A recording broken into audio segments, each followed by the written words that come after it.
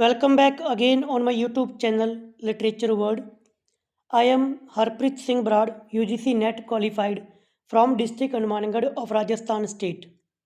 आज की इस वीडियो के साथ में हम एक नया टॉपिक शुरू करने जा रहे हैं इस चैनल पर। वैसे मोस्टली मेरा ये चैनल इंग्लिश लैंग्वेज लिटरेचर को लेकर डेडिकेटेड है, बट आने वाले राजस्थान के एग्ज़ाम्स जैसे कि REET, RPSC first grade, second grade और जो भी एग्ज़ामिनेशंस आगे आने वाले हैं 2026 के अंदर, तो उनके लिए करंट अफेयर मोस्टली वहाँ पे पूछा जाता है। तो इस वीडियो के साथ में मैं आज दिसंबर मंथ का करंट अफेयर लेकर आया हूँ। इस प्रकार हम एक मंथ के अंदर एक वीडियो लेकर आया करेंगे, जिसके अंदर पूरे मंथ का आपका करंट अफेयर हुआ करेगा। चलिए तो शुरुआत करते हैं हम आज की हमारी वीडियो की। Let's start it. आज की इस वीडियो के अंदर जैसा कि मैंने आपको बताया, दिसंबर मंथ 2025 प्रादेशिक परिदृश्य जो क्रोनोलॉजी आती है, इसको ही हम लाइन टू लाइन पढ़ेंगे। फुली राजस्थान का जो पार्ट है और आगे आने वाली वैकेंसी अभी फ़िलहाल तो अपना जनवरी के अंदर रीट का एग्ज़ाम है, तो रीट के स्टूडेंट्स इसको देख सकते हैं।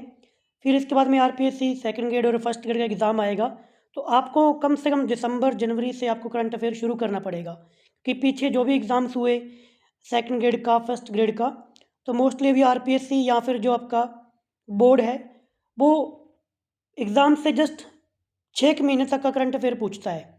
तो इसलिए मैंने पहले करंट अफेयर बीच में बंद कर दिया था। अब हमारा काम दोबारा से शुरू होने वाला है। अगर आपका रिस्पॉन्स अच्छा रहा, कमेंट करके आप बता सकते हो, तो ही हम करंट अफेयर की वीडियोस को आगे लेके आएंगे। अदरवाइज़ हमारा इंग्लिश का जो काम चल रहा है वो चलता रहेगा। चलिए तो शुरुआत करते हैं हम आज दिसंबर 2025 का करंट अफेयर। अगर आपको ये पीडीएफ चाहिए तो ये पीडीएफ आपको हमारे Telegram channel literature word by brad आप सर्च कर सकते हो, वहाँ पर मिल जाएगी, जिसका लिंक आपको इसी वीडियो के डिस्क्रिप्शन में मिल जाएगा। स्क्रीन पर जो आपको दिखाई दे रहा है ये मेरा टेलीग्राम चैनल है लिटरेचर वर्ड बाय ब्राड। यहाँ पर आपको हर मंथ की क्रोनोलॉजी पिन की हुई मिल जाएगी।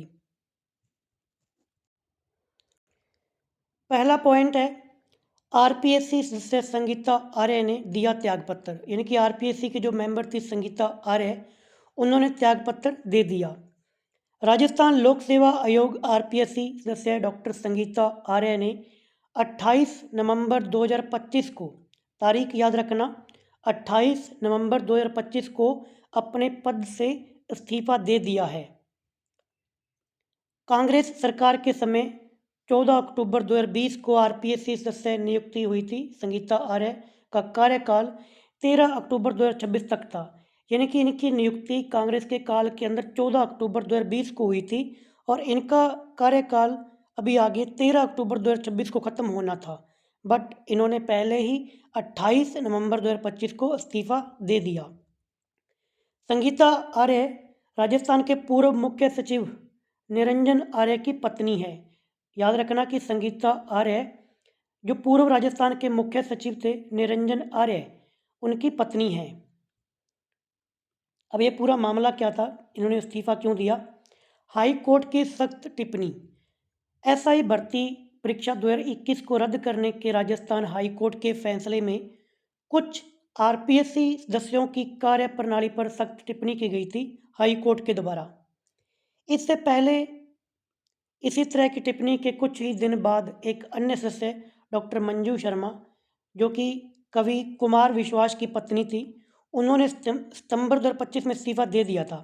यानी कि ऑलरेडी मंजू शर्मा इस्तीफा दे चुकी है, इसी टिप्पणी के चलते अब संगीता आर्य ने भी इस्तीफा दे दिया। डॉक्टर संगीता आर्य ने अन्य सदस्यों के साथ मिलकर हाईकोर्ट में एकल पीठ की टिप्पणियों को हटाने के लिए याचिका भी दायर की थी, जो अभी भी लंबित है। अभी आरपीएससी के सदस्यों के पद की स्थिति क्या है? संगीता आर्य के त्यागपत्र के बाद आरपीएससी में अब कुल 11 स्वीकृत पदों में से, जिनमें से एक अध्यक्ष प्लस 10 मेंबर हैं, में से 4 पद खाली हैं। कुल पद 11 हैं अध्यक्ष के सहित। कार्यरत अध्यक्ष सदस्य कौन कौन से हैं? अध्यक्ष उत्कल रंजन साहू स्थित अब 7 मेंबर्स कार्यरत हैं। एक तो उनके अध्यक्ष हो गए उत्कल रंजन साहू, और 7 मेंबर्स हैं प्रेजेंट टाइम के अंदर। खाली पद जो 4 खाली हुए हैं वो कौन कौन से हुए हैं? एक तो संगीता आर्य, मंजू शर्मा, एक निधन के कारण, और एक सदस्य बाबूलाल खटारा पेपर लीक मामले में जेल में होने के कारण निलंबित हैं। तो ये 4 मेंबर्स किस किस कारण से निकले वो यहाँ पर बताया गया है। आगे बढ़ने से पहले मैं आपको बता दूं, कई लोग पूछते हैं कि करंट अफेयर कितना का पढ़ना है। सितंबर 2024 के अंदर जो आरपीसी सेकंड ईयर का पेपर हुआ, तो मैंने क्या किया था, मैंने इसी क्रोनोलॉजी को लाइन टू लाइन पढ़ा था। जैसे मैं अभी पढ़ रहा हूँ ना, इसको लाइन टू लाइन पढ़ता था मैं। जैसे अब पढ़ लिया एक बार, फिर मान लो जो टेस्ट सीरीज के अकॉर्डिंग फिर से पढ़ लिया। एक महीने के अंदर मैं कम से कम इसी क्रोनोलॉजी को 3 से 4 बार पढ़ देता था। फिर मैं कोई और वीडियोज़ वॉच कर लेता, जैसे सूर्य सार हो गया, जहाँ नानक क्लासेज हैं। मतलब फिर आपका करंट अफेयर आपको टेंशन लेने की ज़रूरत नहीं है, क्योंकि देखो 10 क्वेश्चंस मोस्टली आते हैं एग्जाम्स के अंदर। 10 के 10 तो कोई भी नहीं कर पाता, बट अगर आपने ऐसे लाइन टू लाइन पढ़ा हुआ होगा, एक तो आपको कॉन्फिडेंस होगा कि भाई मैंने पढ़ा हुआ है, और उसके बाद 10 में से ज़्यादा तो नहीं, बट आप कम से कम 6 से लेकर 8 क्वेश्चन आराम से कर लोगे। और अगर बिल्कुल ही नहीं पढ़ के जाओगे, फिर आप 1 या 2 या 3 क्वेश्चन ही कर पाओगे। चलिए नेक्स्ट पॉइंट। राजस्थान राष्ट्रीय गोपाल रत्न पुरस्कार 2025 में 3 अवार्ड के साथ शीर्ष पर, यानी कि राजस्थान की पोजीशन रही है फर्स्ट। राष्ट्रीय गोपाल रत्न पुरस्कार 2025 के अंदर राजस्थान की पोजीशन रही पहली, फर्स्ट। राजस्थान ने राष्ट्रीय गोपाल रत्न पुरस्कार, जिसे शॉर्ट के अंदर कहते हैं NGRE 2025, देश में सर्वाधिक 3 प्रमुख श्रेणियों में पुरस्कार जीतकर इतिहास रचा, यानी कि पहला इनका नंबर रहा, राजस्थान का फर्स्ट नंबर।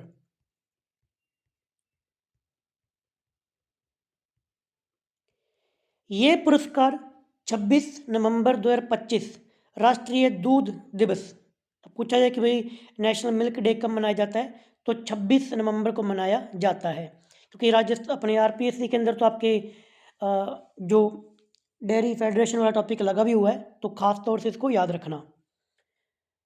26 नवंबर 2025 को नई दिल्ली के सुषमा स्वराज भवन में केंद्रीय राज्य मंत्रियों द्वारा प्रदान किए गए। विजेता और श्रेणियाँ। पहली बेस्ट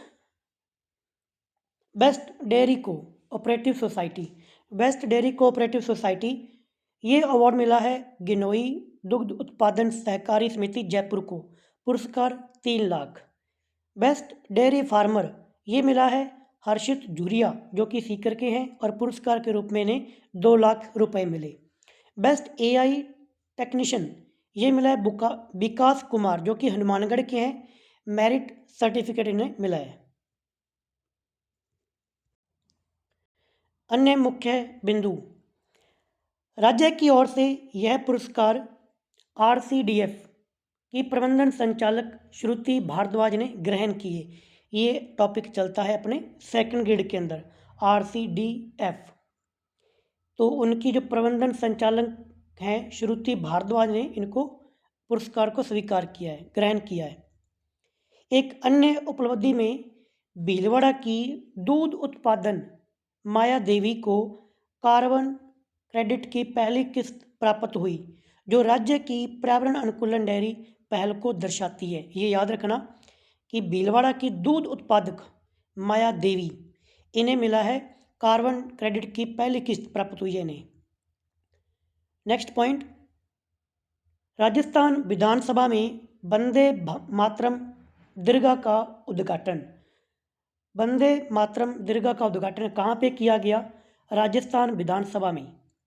राजस्थान विधानसभा में संविधान दिवस ये आता है 26 नवंबर को, तो 26 नवंबर को ही क्या आया था? दूध दिवस आया था, और 26 नवंबर को ही आता है संविधान दिवस।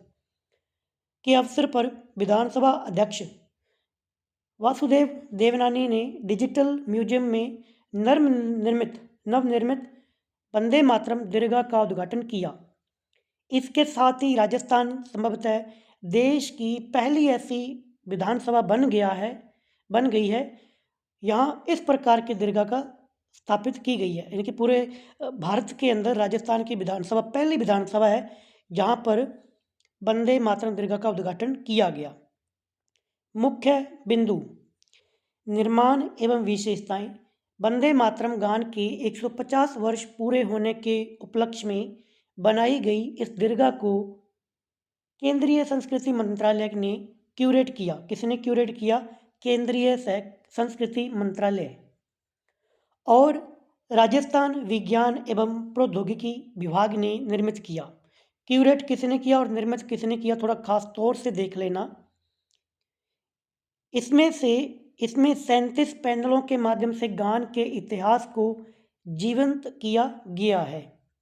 अन्य पहल, विधानसभा परिसर में इससे पूर्व संविधान दीर्घा, राजनीतिक आख्यान संग्रहालय और शौर्य वाटिका का भी लोकार्पण किया जा चुका है। देखो, अगर मैं इसको एक्सप्लेन करूँगा तो वीडियो अपनी बहुत ज़्यादा लेंथी हो जाएगी। जैसे मैं कोई लाइन को पढ़ देता हूँ तो उसको पॉज करके एक बार आप खुद पढ़ लिया करो कि हाँ ये बात लिखी हुई है। शॉर्ट नोट बनाना चाहो तो बना सकते हो, जैसे कि हेडिंग के अंदर क्या बात लिखी और वो चीज़ कब हुई है और इसका एक मेन पॉइंट, तो बिल्कुल शॉर्ट के अंदर, क्योंकि लास्ट टाइम पर एग्ज़ाम के टाइम पर ही आपको काम में आएंगे कि हाँ दिसंबर का क्या था। अच्छा, ये क्रोनोलॉजी तो दिसंबर के अंदर आई है, इसलिए मैंने इसका नाम दिसंबर रखा है। बट ये करंट अफेयर नवंबर का है कि नवंबर में जो घटनाएं घटित होती हैं वो दिसंबर में आके प्रिंट होती हैं। तो जैसे जनवरी का आएगा उसके अंदर दिसंबर का होगा। तो हम ये मान के चलो कि आप नवंबर का करंट अफेयर पढ़ रहे हो, दिसंबर का इसके आगे वाली वीडियो में आएगा। राजस्थान जल संचयन और जल भागीदारी में उत्कृष्ट प्रदर्शन के लिए देश के 3 सर्वश्रेष्ठ राज्यों में शामिल। जल संचयन और जल भागीदारी में उत्कृष्ट प्रदर्शन के लिए देश के 3 सर्वश्रेष्ठ राज्यों में शामिल हुआ है राजस्थान। जल संचयन और जन भागीदारी में उत्कृष्ट प्रदर्शन, बेस्ट परफॉर्मिंग स्टेट या यूटी श्रेणी में राजस्थान को देश के 3 सर्वश्रेष्ठ राज्यों में तृतीय स्थान प्राप्त हुआ है। मोस्टली अगर ऐसा क्वेश्चन आता है तो हम राजस्थान को फर्स्ट पे रख देते हैं, बट याद रखना कि जल संचयन और जल भागीदारी के अंदर राजस्थान के नंबर रहा तीसरा।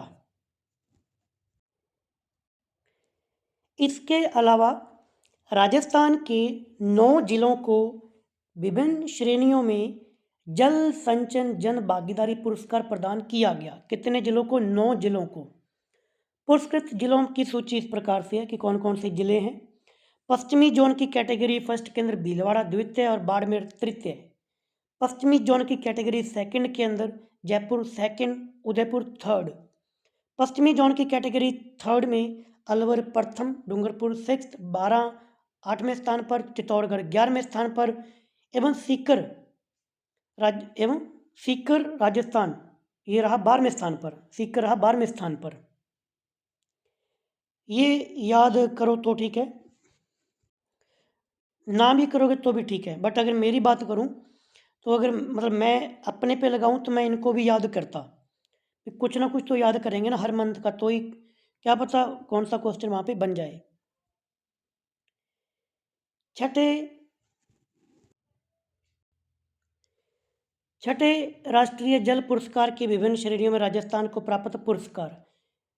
जल पुरस्कार की विभिन्न श्रेणियों में राजस्थान को कौन कौन से पुरस्कार प्राप्त हुए हैं? राजस्थान के छठे राष्ट्रीय जल पुरस्कार, पहले तो नंबरिंग याद रखना कि ये 6th नंबर के हैं, छठे नंबर के हैं। राष्ट्रीय जल पुरस्कार 2024 की विभिन्न श्रेणियों के उत्कृष्ट प्रदर्शन में खरलान जल उपभोक्ता संगम श्री गंगानगर ने सर्वश्रेष्ठ जल उपयोगकर्ता संघ श्रेणी में 3rd स्थान हासिल किया एवं बजरंग लाल जेठू जो कि सीकर के हैं, जल क्षेत्र में उत्कृष्टता के लिए सर्वश्रेष्ठ व्यक्ति का पुरस्कार इन्हें दिया, पश्चिमी क्षेत्र के अंदर प्राप्त किया। इनके नाम याद रखना और कौन कहाँ से बिलोंग करता है। इसके अतिरिक्त बिरला प्रौद्योगिकी एवं विज्ञान संस्थान पिलानी ने स्कूल और कॉलेज के अलावा सर्वश्रेष्ठ संस्थान की इंस्पायर्ड कैंपस उप श्रेणी में सेकंड संयुक्त पुरस्कार हासिल किया। अंबुजा फाउंडेशन जयपुर ने सर्वश्रेष्ठ नागरिक समाज श्रेणी में सेकंड पुरस्कार प्राप्त किया। नेक्स्ट पॉइंट है, मुख्यमंत्री भजनलाल शर्मा ने यमुना प्रवाह यात्रा को दिखाई हरी झंडी। यमुना प्रवाह यात्रा, राजस्थान के मुख्यमंत्री भजनलाल शर्मा ने 26 नवंबर 2025 को जयपुर के अमर जवान ज्योति से सरदार वल्लभ भाई पटेल की 150वीं जयंती के उपलक्ष्य में सरदार एट 150 यूनिटी मार्च के तहत यमुना प्रवाह यात्रा को हरी झंडी दिखाकर रवाना किया। याद रखना कि ये कहाँ से शुरू हुई, जयपुर से। जयपुर में अमर जवान ज्योति से, और किसके उपलक्ष्य में, सरदार वल्लभ भाई पटेल की जो जयंती आई 150वीं जयंती, उसके अंदर एक चलाया जा रहा था जिसका नाम तब अभियान का नाम था सरदार एट 150 यूनिटी मार्च। उसके तहत यमुना यात्रा को प्रवाह को हरी झंडी दी है। यात्रा का मार्ग एवं स्वरूप, केंद्र सरकार द्वारा आयोजित 4 यात्राएं, 4 में से 2 राजस्थान में से निकलेंगी और वो 2 10 जिलों में से गुजरेंगी। वैसे तो 4 हैं, 2 राजस्थान में से निकलेंगी। इनमें यमुना प्रवाह जो कि जयपुर, अजमेर, पाली, जोधपुर और सिरोही होते हुए जेपी नड्डा द्वारा दिल्ली से रवाना की गई। गंगा प्रवाह, दूसरी है गंगा प्रवाह जो कि अलवर, सवाई माधोपुर, कोटा, चित्तौड़गढ़ और उदयपुर होते हुए सरदार पटेल के जन्म स्थान करमसद जो कि गुजरात के अंदर वहाँ पर पहुँचेंगी। यानी कि वैसे 4 हैं बट 2 राजस्थान में से होकर निकलेंगी।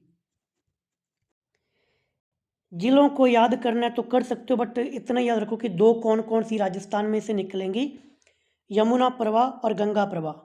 और ये लिंक किससे करती हैं, किसके उपलक्ष्य में, ये भी याद रखना। उद्देश्य क्या है इन यात्राओं का? इस यात्रा का मुख्य उद्देश्य विभिन्न राज्यों के युवाओं को सरदार पटेल के संघर्ष, जीवन मूल्यों और देशभक्ति से परिचित कराना है।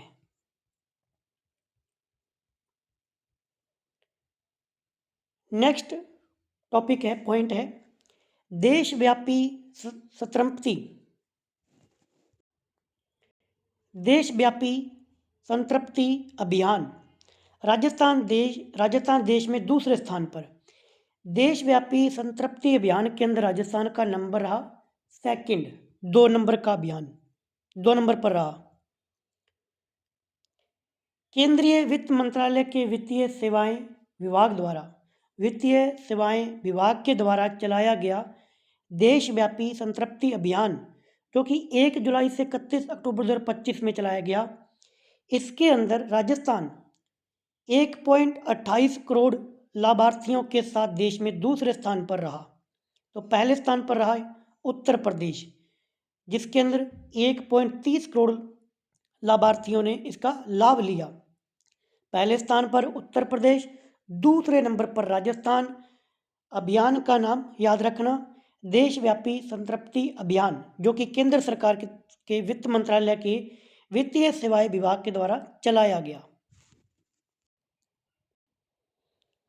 इसके बाद महाराष्ट्र 3rd पर, बिहार 4th पर और आंध्र प्रदेश क्रमशः 3रे, 4थे और 5वें स्थान पर रहे। ये अपने लिए इम्पोर्टेंट नहीं है।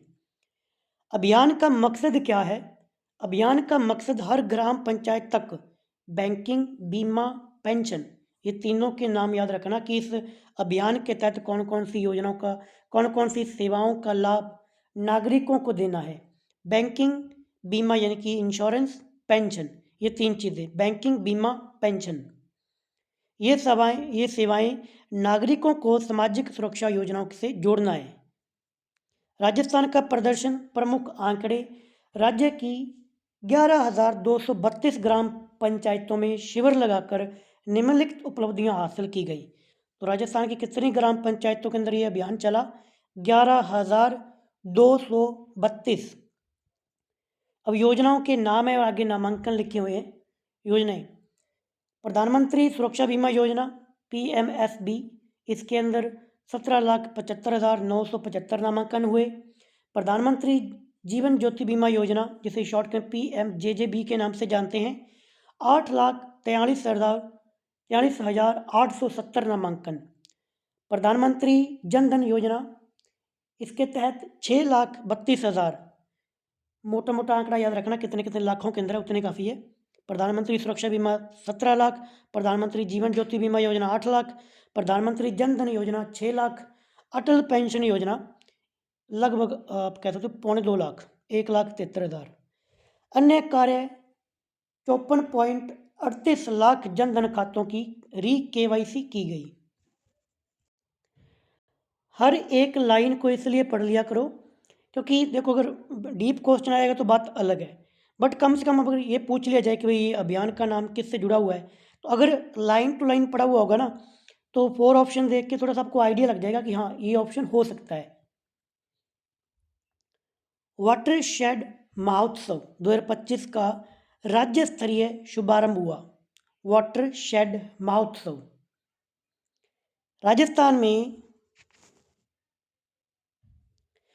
राजस्थान में प्रधानमंत्री कृषि सिंचाई योजना 2.0 के तहत वाटरशेड महोत्सव 2025 का राज्य स्तरीय शुभारंभ 13 नवंबर 2025 को शिक्षा एवं पंचायत राज्य मंत्री मदन दिलावर के मुख्य आतिथ्य में कोटा जिले के खैरावा तहसील के उंडवा गांव में किया गया। वाटरशेड महोत्सव का शुभारंभ कहाँ से किया गया? जिला है कोटा, तहसील है खैराबाद और गांव का नाम है उंडवा गांव। कब किया गया? 13 नवंबर 2025 को। किसने किया? शिक्षा एवं पंचायत राज्य मंत्री मदन दिलावर ने। प्रमुख घोषणाएं एवं अभियान। अब इसके तहत कौन कौन से अभियान, कौन कौन सी घोषणाएं की गई? पहला है मोबाइल सीड बैंक मॉड्यूल। वानस्पतिक बीज बैंकों की मॉनिटरिंग के लिए मॉड्यूल का शुभारंभ किया गया। विशेष, राजस्थान पहला राज्य है जहां पर देसी वनस्पतियों के लिए बीज बैंक बनाए गए हैं। याद रखना कि वनस्पतियों के लिए बीज बैंक बनाने वाला पहला राज्य कौन सा है? राजस्थान। अभियान कौन सा चलाया गया? विलायती बबुल हटाओ, चारागाह बचाओ अभियान। ये खास तौर से याद रखना कि विलायती बबुल हटाओ, चारागाह बचाओ अभियान किसके अंदर चलाया गया? ये चलाया गया वाटरशेड महोत्सव के अंदर। इस अभियान का क्या उद्देश्य था? इसके तहत विलायती बबुल, जिसका साइंटिफिक नेम है जूलीफ्लोरा, को हटाने का आह्वान किया गया। यार ये विलायती बबुल होती है ना कांटों वाली, ज़्यादा फैली हुई, एक किक्कर होती है बड़ी सारी, वो नहीं, एक कांटों वाली कंटीली किक्कर होती है, उसको हटाना। मिशन वाटरशेड पुनर्स्थान 4 नवंबर 16 से 16 दिसंबर तक चलने वाला जन जागृति अभियान, यानी कि इसी के अंदर एक और चलाया गया मिशन वाटरशेड पुनर्स्थान, जो कि 4 नवंबर से लेकर 16 दिसंबर तक चलने वाला जन जागृति अभियान है। पुरस्कार और वितरण। कोई भी महोत्सव बनाएंगे तो अवार्ड तो देंगे, प्राइज तो देंगे। परियोजना पुरस्कार। जल ग्रहण क्षेत्र में श्रेष्ठ कार्य करने वाली 15 परियोजनाओं को भारत सरकार द्वारा 20-20 लाख की राशि दी गई है। कितने कितने लाख की? 20-20 लाख की। जल ग्रहण, बस याद रखना कि जल ग्रहण नाम आएगा तो 20-20 लाख रुपए याद आने चाहिए। ऑप्शन बड़े करीबी होते हैं, 10 लाख, 20 लाख, 30 लाख। जल ग्रहण, जब भी पानी पियोगे ना तो 20 लाख याद आना चाहिए। 4 व्यावसायिक सुधार क्षेत्रों में राजस्थान शीर्ष पर। वो पॉइंट वहां पे खत्म हो गया। नेक्स्ट हमारा पॉइंट है 4 व्यावसायिक सुधार क्षेत्रों में राजस्थान शीर्ष पर। कितने व्यावसायिक सुधारों में? चारों के अंदर, आगे 4 लिखा हुआ है। राजस्थान ने बिजनेस रिफॉर्मर्स एक्शन प्लान 2024, जिसे शॉर्ट के अंदर कहते हैं BRAP, के अंतर्गत बेहतरीन प्रदर्शन करते हुए देश के 4 प्रमुख व्यावसायिक सुधार क्षेत्रों में टॉप रैंक हासिल की है। शीर्ष स्थान पर 4 क्षेत्र कौन कौन से हैं? राजस्थान को निम्नलिखित श्रेणियों में शीर्ष उपलब्धि हासिल करने वाले राज्य टॉप अचीवर्स के रूप में मान्यता मिली है। व्यवसाय प्रवेश, बिजनेस एंट्री, श्रम नियमन सुविधाएं यानी कि लेबर रेगुलेशन एनेबलर्स, पर्यावरण पंजीकरण एनवायरनमेंट रजिस्ट्रेशन एवं सेवा क्षेत्र सर्विस सेक्टर, ये 4 वो हैं जिनके अंदर टॉप रैंक मिली है। चारों को याद रखना खास तौर से। जारीकर्ता संस्था, ये जारी करती संस्थाएं कौन सी है? यह रैंकिंग उद्योग संवर्धन और आंतरिक व्यापार विभाग DPIIT भारत सरकार द्वारा प्रदान की गई है। यह उपलब्धि राज्य की निवेश अनुकूलन नीतियों और पारदर्शी प्रशासन का परिणाम है। नेक्स्ट पॉइंट, अंता विधानसभा उपचुनाव 2025 में कांग्रेस विजय। अंता के अंदर उपचुनाव हुए जिसके अंदर कांग्रेस को विजय मिली है। अब ये पूरा मामला क्या था? राजस्थान की अंता 12, जो कि 12 के अंदर पड़ता है, विधानसभा सीट संख्या है 193 पर 11 नवंबर 2025 को मतदान और 14 नवंबर को 2025 को हुई मतगणना, यानी कि वोटिंग हुई थी 11 नवंबर को और मतगणना हुई थी 14 नवंबर को। उसके जब रिजल्ट आया तो कांग्रेस की पार्टी ने जीत हासिल की है। चुनावी परिणाम क्या रहा? विजेता कौन है? प्रमोद जैन भाया, जो कि कांग्रेस के हैं, जिनको 69,000 वोटें मिली हैं। निकटतम उनके प्रतिद्वंदी जो कि हारे हैं, जो कि भाजपा के हैं, मोरपाल सुमन, जो कि 53,000 वोटों से वोटें जिनको मिली। जीत का अंतर इनका 15,000 का, ये बातें नोट करने वाली नहीं है, बस कौन हारा कौन जीता ये याद रखना। त्रिकोणीय मुकाबला था क्योंकि एक निर्दलीय प्रत्याशी भी थे नरेश मीणा, जिन्हें 53,000 वोटें मिली। पृष्ठभूमि इसकी क्या थी? उपचुनाव का कारण क्या था? यह सीट भाजपा विधायक कंवरलाल मीणा की सदस्यता रद्द होने के कारण, जिन यहाँ पर पहले विधायक कौन थे जो कि बीजेपी के थे, कंवरलाल मीणा, उनकी मेंबरशिप को रद्द कर दिया गया मई 2025 के कारण, 2025 में। तो ये सीट क्या थी? खाली थी। उन्हें राजस्थान हाई कोर्ट द्वारा एक मामले को में 3 साल की सजा सुनाए जाने के बाद विधानसभा अध्यक्ष वासुदेव देवनानी ने अयोग्य घोषित किया था। नेक्स्ट पॉइंट है, ऊर्जा विभाग एवं CSEP रिसर्च फाउंडेशन के बीच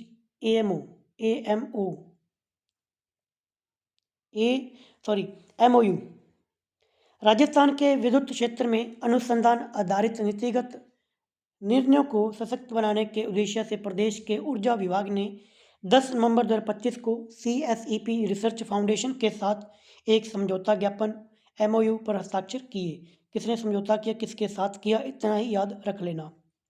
मेन पर्पज इसका क्या है?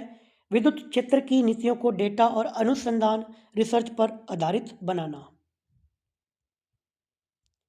3 प्रमुख कार्य, इसके 3 प्रमुख कार्य किए गए। पहला है सौर ऊर्जा, विकेंद्रीकृत और सौर प्रणाली का ढांचा तैयार करना। लागत, इसमें लागत जो रहेगी, सस्ती एवं प्रभावी बिजली खरीद कर रणनीतियाँ बनाना। तकनीक यूज़ की जाएगी हरित ऊर्जा, इलेक्ट्रॉनिक वाहन EV और स्मार्ट ग्रिड का नीतिगत अध्ययन किया जाएगा। तो खासतौर से वो याद रखना कि किसके बीच में MOU हुआ है। Udaipur city with the best non motorised transport system, most important है ये। उदयपुर को city with the best non motorised transport system के अंदर फर्स्ट अवार्ड मिला है। देखिए कैसा है। उदयपुर को 18वीं urban mobility India UMI urban mobility India conference 2025 में award of excellence in urban transport से सम्मानित किया गया। ये क्वेश्चन बनने के चांसेस ज़्यादा रहेंगे कि award of excellence in urban transport किस जिले को मिला? उदयपुर को। यह पुरस्कार उदयपुर स्मार्ट सिटी लिमिटेड ने प्राप्त किया। पुरस्कार की श्रेणी city with the best non motorised transport system. आधार क्या है? गैर मोटर चालित परिवहन, पैदल चलना, साइकिलिंग करना को बढ़ावा देने के लिए। ठीक है, उदयपुर के अंदर जो गैर मोटर चालित परिवहन है, पैदल चलना और साइकिलिंग को बढ़ावा दिया गया। मुख्य उपलब्धियां क्या रही, की अचीवमेंट्स क्या रही? इंफ्रास्ट्रक्चर, शहर में 14.5 यानी कि 14.5 किलोमीटर लंबे साइकिलिंग ट्रैक और डॉर्किंग यार्ड्स बनाए गए। सुविधा के लिए 400 सार्वजनिक साइकिलें उपलब्ध करवाई गई हैं उदयपुर के अंदर। प्रमुख क्षेत्र फतेह सागर झील, हिरनमगरी और बालीचा स्मार्ट रोड, इस क्षेत्र के अंदर ये काम किया गया। नेक्स्ट पॉइंट है कृषि एवं पशुपालन उद्यमिता पर नेशनल कॉन्फ्रेंस। कृषि एवं पशुपालन उद्यमिता पर 3 दिवसीय, ये दिन याद रखना कितने दिन की? 3 दिन की 3 दिवसीय नेशनल कॉन्फ्रेंस का आयोजन 11, 12 और 13 नवंबर 2025 को उदयपुर में किया गया। कहाँ पे किया गया? कृषि और पशुपालन उद्यमिता नेशनल कॉन्फ्रेंस का उदयपुर के अंदर।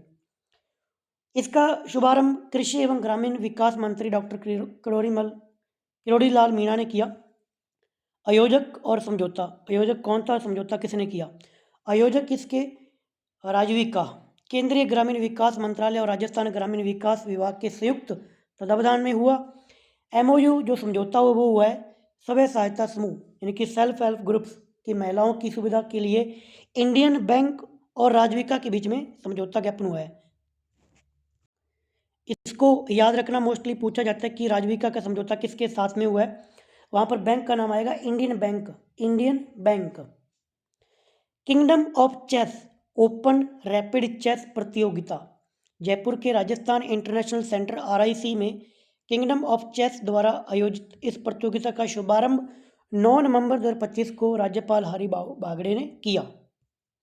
कहाँ पे किया गया? जयपुर में, इतना याद रखना। प्रतियोगिता और परिणाम, प्रतियोगिता के परिणाम क्या निकले? मुख्य मैन ऑफ श्रेणी के अंदर प्रथम स्थान, अब ये ठीक है, ओनली एक बार पढ़ लेते हैं क्योंकि याद तो नहीं होंगे आपसे। प्रथम स्थान आदित्य ढींगरा 31,000, द्वितीय स्थान वर्णित दीक्षित 21,000, अंडर 17 श्रेणी विजेता बॉयज़ के अंदर दक्ष शर्मा, गर्ल्स के अंदर अनुष्का यादव। बस ये खिलाड़ी किस खेल से जुड़े हैं इतना याद रख लो तो भी आपके लिए काफ़ी रहेगा। अंतर्राष्ट्रीय श्री पुष्कर मेला 2025, ये इम्पोर्टेंट है। अंतर्राष्ट्रीय श्री पुष्कर मेला 2025 कब मनाया गया? 30 अक्टूबर से 5 नवंबर 2025 को पुष्कर अजमेर में आयोजित किया गया। इस पुष्कर ऊंट मेला जिसे कार्तिक मेला भी कहते हैं, ये अपने आप में इम्पोर्टेंट हो गया ना कि भाई किस मेले को कार्तिक मेला के नाम से जाना जाता है? पुष्कर ऊंट मेले को।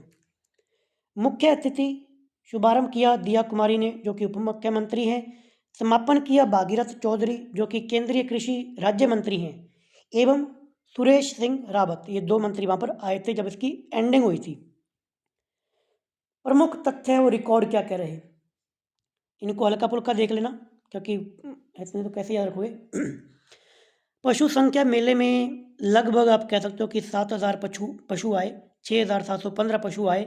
सर्वाधिक इसके अंदर घोड़े थे जो कि 4,957 थे। कौन से पशु ज़्यादा थे? घोड़े, बस इतना याद रखना। मिल्क रिकॉर्ड की बात की जाए तो अमजद जो कि अजमेर की गाय है ने 24 घंटे में लगभग 40 किलो लीटर दूध देकर नया रिकॉर्ड बनाया।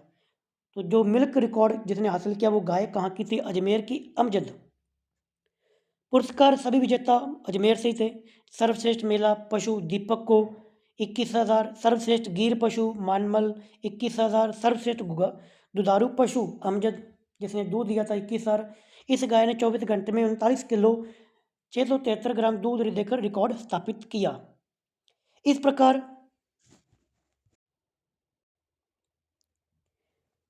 हुनेद कर्मावाला जो कि उदयपुर ने है, अश्व नर सर्वश्रेष्ठ स्टेलियन प्रतियोगिता में प्रथम स्थान प्राप्त किया। सुबालाल पर्वतसर नागौर ने ऊंट नर प्रतियोगिता में, सुभाष सीकर ने ऊंट सवारी में प्रथम स्थान हासिल किया। जैसे गायों की तो ऊपर बात की गई, घोड़ों का थोड़ा खास तौर से ख्याल रखना कि घोड़ों के अंदर किसने जीता। कोई ट्रिक बना लेना कि कौन घोड़ा चला रहा है, कौन ऊंट पर बैठा है, तो ट्रिक बना के कुछ चीज़ें हम लॉन्ग टाइम तक याद रख सकते हैं। जैसे सुभाष जी ऊंट की सवारी कर रहे हैं, सुबालाल जी ऊंट नर पर बैठे हैं, प्रतियोगिता उनकी है ना।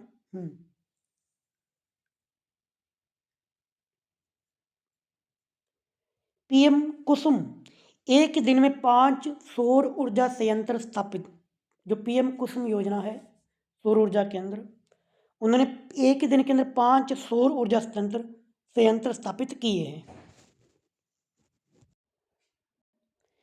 जयपुर डिस्कॉम ने 31 अक्टूबर 2025 को पीएम कुसुम योजना कंपोनेंट सी के तहत एक ही दिन में 5 सौर ऊर्जा संयंत्र स्थापित करने की उपलब्धि हासिल की।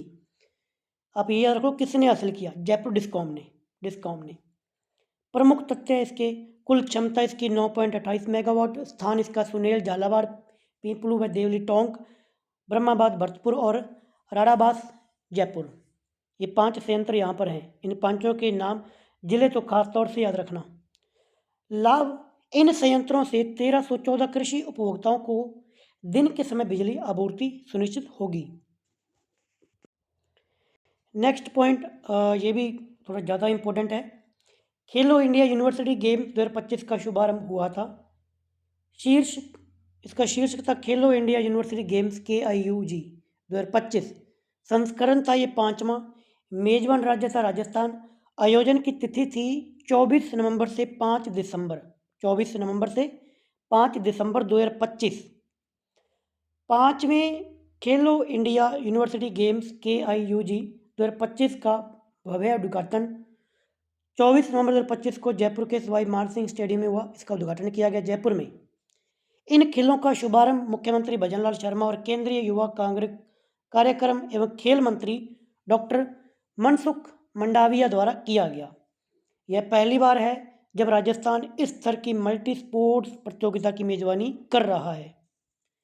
आयोजक KIUG का आयोजन sports authority of India SAI, Rajasthan सरकार, राज्य क्रीड़ा परिषद, भारतीय विश्वविद्यालय संघ AIU और राष्ट्रीय खेल महासंघों के तकनीकी सहयोग से आयोजित किया जा रहा है।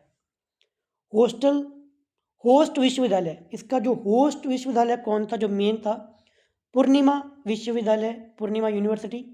इस पूरे इवेंट का होस्ट विश्वविद्यालय थी। इंपॉर्टेंट याद रखना कि होस्ट यूनिवर्सिटी कौन सी थी, पूर्णिमा, जो कि जयपुर के अंदर है। खिलाड़ी KIUE 2024 में कुल 4448 खिलाड़ी 222 विश्वविद्यालयों का प्रतिनिधित्व कर रहे हैं। यानी कि टोटल यूनिवर्सिटीज कितने पार्टिसिपेट किया, 222। और टोटल खिलाड़ियों की बात की जाए तो 4448। मेजबान राजस्थान के दल ने 163 पुरुष और 72 महिला खिलाड़ी शामिल हैं। सम्मिलित खेल कौन कौन से हैं? KIUG में कुल 24 खेलों, कितने खेलों को इसके अंदर रखा गया है? 24 23 यानी कि 23 पदक विजेता खेल और एक प्रदर्शन खो खो शामिल है। यानी कि टोटल खेल तो शामिल है 24, बट जिन पर अवार्ड दिए जाएंगे, प्राइज दिए जाएंगे, वो है 23। एक खेल जस्ट क्या है, जैसे परफॉर्मेंस होती है ना स्टार्टिंग के अंदर, उसके तौर पर है, उसमें कोई प्राइज नहीं है। इन 23 संप्रदायों में टोटल 996 स्वर्ण पदक दाव पर है। इनके अंदर अलग अलग कैटेगरीज के अंदर गेम्स होंगे। टोटल गोल्ड मेडल कितने हैं? 296। नई जोड़ी गई संप्रदाय, पहली बार KIU के अंदर कुछ नए गेम्स को ऐड किया गया है। अब इन गेम्स के नाम आपको याद रखने हैं। Beach volleyball, canoeing and kayaking और साइकिलिंग, ये 3 नए ऐड किए गए हैं। आयोजन स्थल एवं आयोजित खेल, कौन कौन सा खेल कहाँ कहाँ पर खेला जाएगा या खेला गया? इन प्रतियोगिताओं का आयोजन राजस्थान के 7 प्रमुख शहरों में हुआ। जयपुर, उदयपुर, जोधपुर, कोटा, अजमेर, भरतपुर, अलवर, एक साथ किया जा रहा है। टोटल 7 के नाम याद रखना। अब कौन कौन से गेम किस किस जिले के अंदर आए वो यहाँ पे लिखे हुए हैं। जयपुर के अंदर एथलेटिक्स, बैडमिंटन, बास्केटबॉल, हॉकी, तैराकी, टेनिस, फुटबॉल, तीरंदाजी, शूटिंग, मल्लखंब, साइकिलिंग। कई बार एक बार तो ये पूछ लिया था कि मल्लखंब क्या है, ये खेल है, कोई वस्त्र है, क्या है? हर कहना मल्लखंब भी एक गेम है। अजमेर के अंदर रग्बी खेल और खो खो के प्रदर्शन मैच यहाँ पर होंगे। तो जो खो खो जो कि प्रदर्शन मैच है ना, ये अजमेर के अंदर होंगे। जो कि 24 में से एक खेल था ना प्रदर्शन वाला, वो अजमेर के अंदर, ये खास तौर से याद रखना। उदयपुर जुडो, बीच बॉलिंग, कैनोइंग और कयाकिंग। बीकानेर के अंदर कबड्डी और भारोत्तोलन।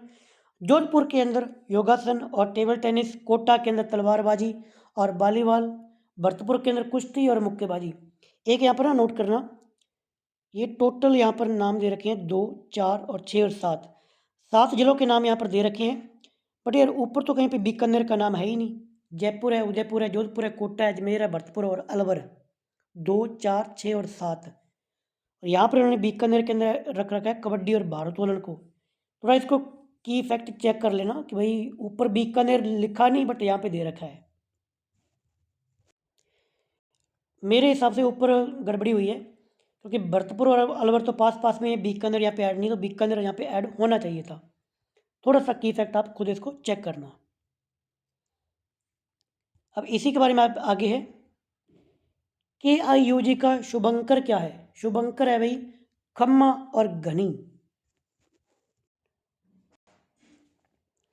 तो KIUG का शुभ अंकर है खम्मा और घनी, सीधा खम्मा घनी नहीं है, खम्मा और बीच में घनी लगा के लिखा हुआ है।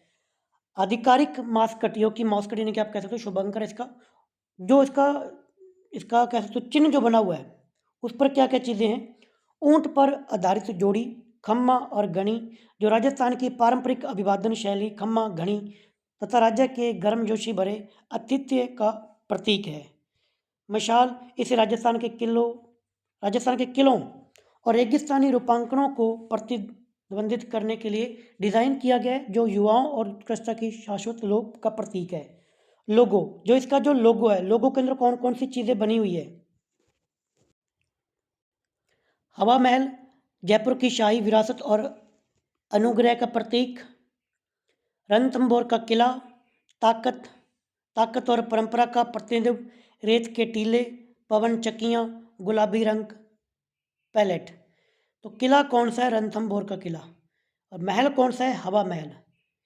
पूछा जा सकता है कि जो गेम्स हुए उस पर कौन से किले का जिक्र किया गया लोगों के अंदर, तो रणथंभौर का किला। कहीं ऑप्शन के अंदर चित्तौड़गढ़ लिखा हो और फिर लगता है कि भाई चित्तौड़गढ़ ही सबसे मेन है, बट इन गेम्स के अंदर जो इनका लोगो है वहाँ पर कौन सा किला है? रणथंभौर का किला।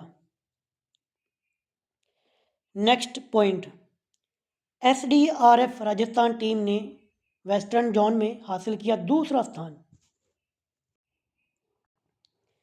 राज्य आपदा प्रतिक्रिया बल, राज्य आपदा प्रतिक्रिया बल जिसे शॉर्ट के अंदर कहते हैं SDRF, राजस्थान की टीम ने CBRN, केमिकल, बायोलॉजिकल, रेडियोलॉजिकल और न्यूक्लियर आपदाओं से निपटने के लिए कौशल प्रदर्शन में उत्कृष्ट स्थान प्राप्त किया। कौन सा स्थान? दूसरा स्थान। वेस्टर्न जोन प्रतियोगिता द्वितीय स्थान। आयोजन कहाँ पे हुआ और उपलब्धि क्या है? ये 14 से लेकर 16 अक्टूबर 2025 को राष्ट्रीय आपदा मोचन बल NDRF के तत्वावधान में पुणे महाराष्ट्र में हुआ इसका आयोजन, और वहाँ पर हमें स्थान कौन सा मिला? सेकंड। उपलब्धि क्या रही? राजस्थान SDRF टीम ने इस क्षेत्रीय प्रतियोगिता में बेहतरीन प्रदर्शन करते हुए दूसरा स्थान हासिल किया। राष्ट्रीय स्तर की प्रतियोगिता, ये नेशनल लेवल की प्रतियोगिता थी। आयोजन इसका हुआ 10-12 नवंबर को 2025 को NDRF की 8वीं बटालियन गाजियाबाद में। प्रदर्शन, वेस्टर्न जोन में सफलता के बाद टीम ने राष्ट्रीय स्तर पर भी उत्कृष्ट प्रदर्शन किया। याद रखना कि भाई वेस्टर्न जोन प्रतियोगिता में कौन सा स्थान है और राष्ट्रीय स्तर की प्रतियोगिता में क्या पोजीशन है। जयपुर में फोरहेक्स फेयर 2025 का आयोजन, पहले तो ये याद रखना कि फोरहेक्स फेयर मनाया कहाँ पर गया? जयपुर के अंदर। जयपुर के बिड़ला ऑडिटोरियम में 21 से 24 नवंबर 2025 तक 4 दिवसीय हैंडीक्राफ्ट फेयर, ये फेयर कौन सा होता है? ये हैंडीक्राफ्ट जो होते हैं, हैंडीक्राफ्ट फेयर फोरहेक्स फेयर 2025 फेयरक्स फेयर का आयोजन किया गया। इस मेले का 11वां संस्करण था। कौन से ये मेला 11वीं बार मनाया जा रहा है। उद्देश्य और प्रयोजक। उद्देश्य, जयपुर की कला संस्कृति को बढ़ावा देना और आमजन में हस्तशिल्प की समृद्ध विरासत के प्रति जागरूकता को पैदा करना। प्रयोजक, वस्त्र मंत्रालय, भारत सरकार, EPCH, MSME, PMS योजना और IEML। मेले के अंतिम दिन फोरेक्स एक्सीलेंस अवार्ड का आयोजन किया गया, जिसमें विभिन्न श्रेणियों में पुरस्कार दिए गए। अब मेला लगा तो मेले में क्या मिलते हैं? प्राइज मिलते हैं। अब हो सके तो इनके नाम याद रखना।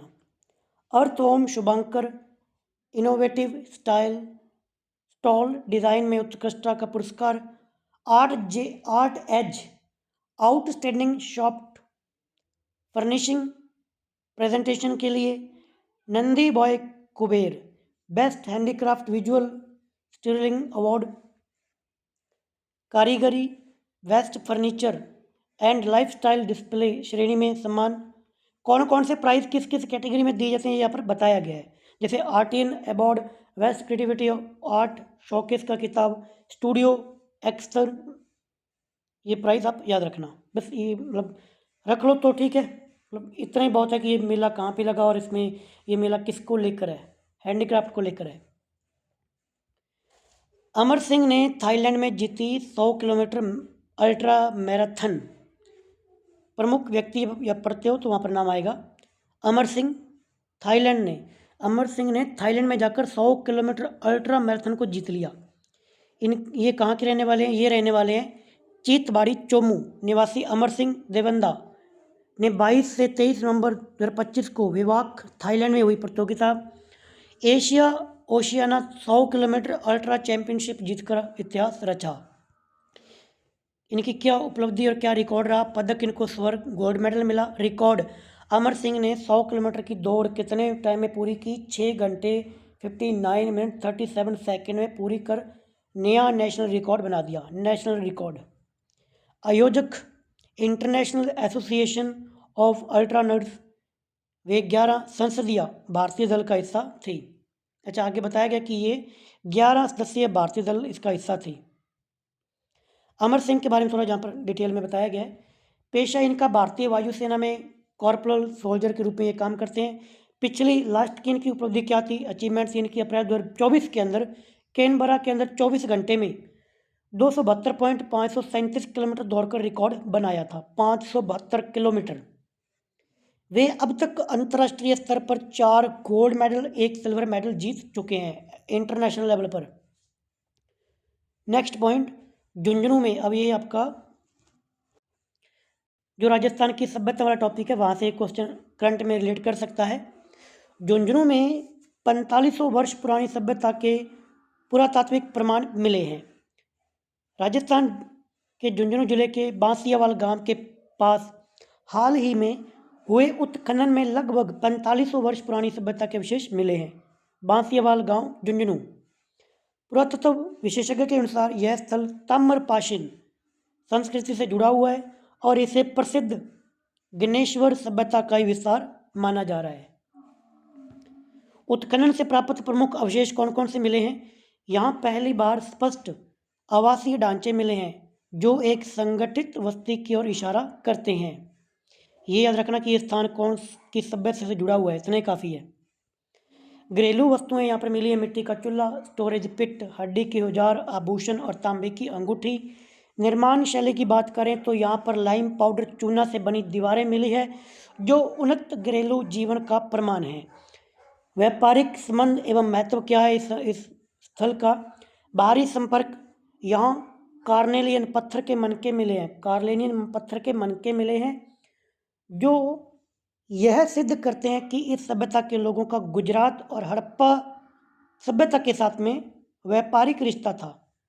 सांस्कृतिक केंद्र, यह सभ्यता हरियाणा, गुजरात और राजस्थान के अन्य इलाकों के बीच प्रारंभिक अंतरराष्ट्रीय सांस्कृतिक संपर्क का केंद्र था। शोधकर्ता, इस महत्वपूर्ण शोध का नेतृत्व डॉक्टर ईशा प्रसाद और डॉक्टर श्वेता सिन्हा देशपांडे ने किया। नेक्स्ट पॉइंट है कविता स्वामी लैंगिक संवेदनशीलता के लिए सम्मानित। दैनिक भास्कर नागौर की रिपोर्टर कविता स्वामी को 19 नवंबर 2025 को मुंबई टाटा थिएटर में आयोजित समारोह में सम्मानित किया गया। अवार्ड इन्हें मिला लाडली मीडिया एवं advertising award for gender sensitivity 2025, जो कि इसका 15वां संस्करण था। कारण इन्हें अवार्ड क्यों दिया गया? लैंगिक संवेदनशीलता और सामाजिक सरोकारों पर बेहतरीन पत्रकारिता करने के लिए। आयोजक, ये जो अवार्ड दिया गया इसके आयोजक कौन थे? यह अवार्ड पॉपुलेशन फर्स्ट संस्था द्वारा संयुक्त राष्ट्रीय जनसंख्या कोष UNFPA के सहयोग से दिया जाता है। कुल विजेता, इस संस्करण में देश के 14 राज्यों के कुल 97 मीडिया प्रोफेशनल्स को सम्मानित किया गया, जिसमें से राजस्थान की कविता स्वामी को मिला है ये अवार्ड। नेक्स्ट पॉइंट है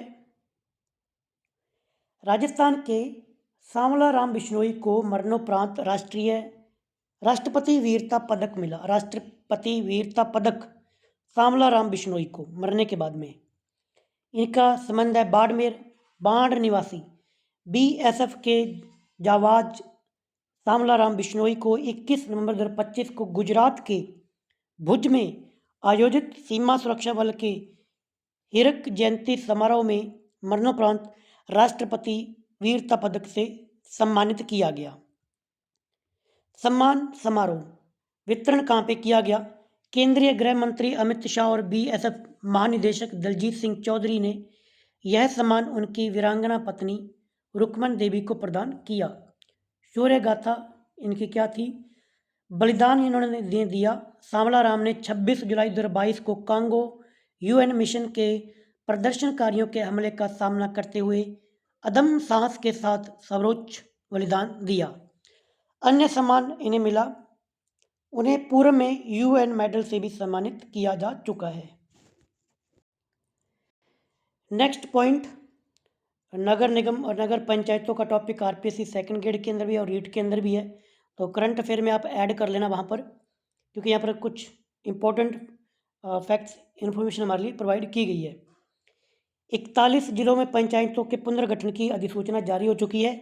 राजस्थान की भजनलाल सरकार ने 21 नवंबर 2025 को प्रदेश के 41 जिले कितने 41 जिलों में ग्राम पंचायतों के पुनर्गठन, नई पंचायतों के गठन की अधिसूचना जारी की है, जिसमें राज्य का पंचायती राज ढांचा बदल गया है। तो पंचायती राज टॉपिक आरपीसी सेकंड ग्रेड के अंदर भी और रीट के अंदर भी है। अब यहाँ पे डाटा पढ़ लो। नई पंचायतें 3400 से अधिक नई पंचायतें जोड़ी गई है। अब कुल संख्या 11,194 पहले थी, ये पहले 11,194 थी, अब बढ़कर कितनी हो गई है? 14,000 से अधिक हो गई है। एग्जैक्ट डाटा यहाँ पे नहीं बताया गया, आप थोड़ा चेक कर लेना, बट 14,000 से ज़्यादा हो गई हैं नगर पंचायत समितियों की बात की जाए, 33 जिलों में 85 नई समितियाँ बनी हैं, 85 नई बन गई हैं और कुल संख्या बढ़कर हो गई है 450। पंचायतें हैं भाई 14,000 से अधिक, पंचायत समितियां हैं 450 और जिला परिषद की बात की जाए तो जितने जिले उतनी जिला परिषद, पहले 33 से अब कितने हो गए 41। ये डाटा याद रखना, 41 जिले, 450 पंचायत समितियां और 14,000 नई टोटल पंचायतें 14,000 से अधिक हो चुकी हैं। जिलावार प्रमुख परिवर्तन कौन कौन से जिले में कहाँ पे परिवर्तन चेंजेस आए, इतना इंपॉर्टेंट नहीं रहेगा, ऊपर वाला डाटा ज़्यादा इंपॉर्टेंट है, बट फिर भी हम इसको पढ़ेंगे। सर्वाधिक और न्यूनतम, सबसे अधिक 270 नई पंचायतें बाड़मेर में और सबसे कम बनी है झालावाड़ के अंदर 19। नाम परिवर्तन किए गए हैं। नगर पंचायत समिति ढींग, अब इसका नाम कर दिया है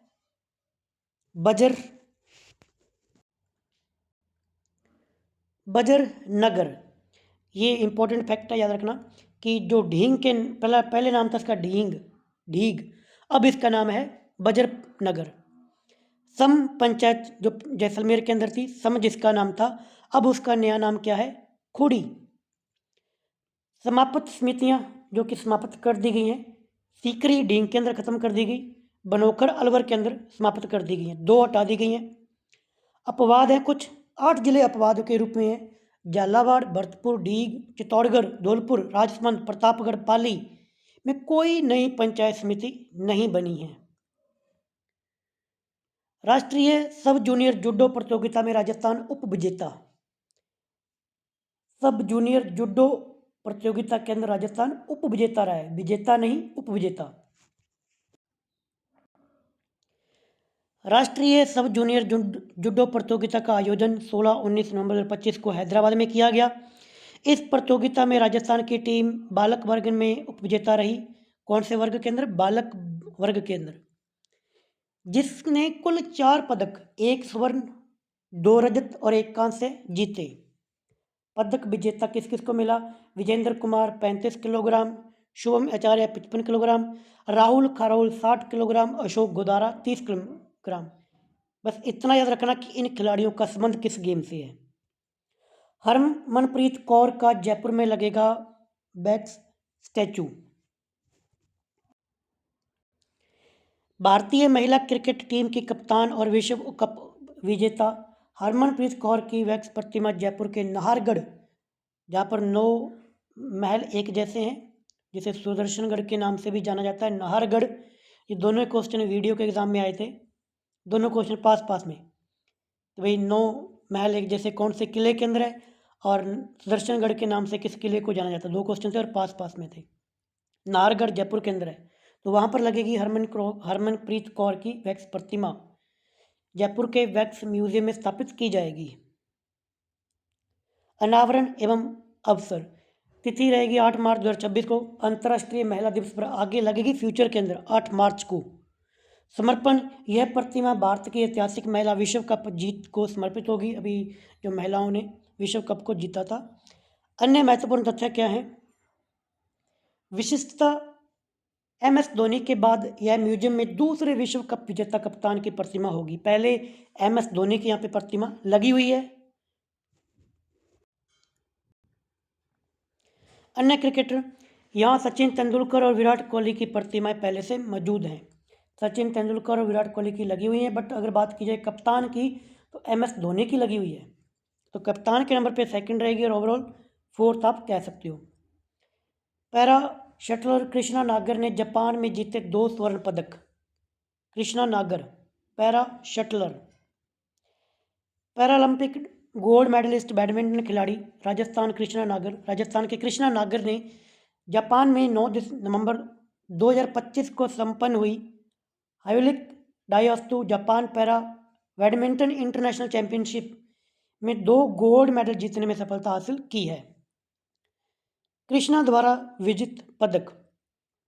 कृष्णा ने पुरुष एकल में गोल्ड मेडल के साथ साथ मिक्स डबल्स में नित्याश्री सिवन के साथ जोड़ी बनाते हुए गोल्ड मेडल अपने नाम किया। कृष्णा ने ये गोल्ड मेडल SH6 कैटेगरी में जीते। कैटेगरी याद रखना, SH6। एक ही याद रखना कि इनका संबंध कौन से गेम से है। RUHS और मैनचेस्टर विश्वविद्यालय के मध्य MOU। राजस्थान स्वास्थ्य विज्ञान विश्वविद्यालय RU, Rajasthan university health science और मैनचेस्टर विश्वविद्यालय UK के बीच नवंबर 2025 में चिकित्सा विभाग और अनुसंधान को बेहतर बनाने के उद्देश्य से एक समझौता ज्ञापन MOU पर हस्ताक्षर किए गए। साझेदारी का नाम इसे राजस्थान मैनचेस्टर सहयोग RMC के नाम दिया गया है। क्या नाम दिया गया? राजस्थान मैनचेस्टर सहयोग। कार्य क्षेत्र मुख्य रूप से faculty of biology, medicine and health के क्षेत्र में सहयोग रहेगा इसका। गतिविधियां, संयुक्त शोध परियोजनाएं, student and faculty exchange programme और नए प्रमाण पत्र कोर्सेज शुरू किए जाएंगे। नेक्स्ट पॉइंट है सिंचाई जल दक्षता पर पहला क्षेत्रीय सम्मेलन।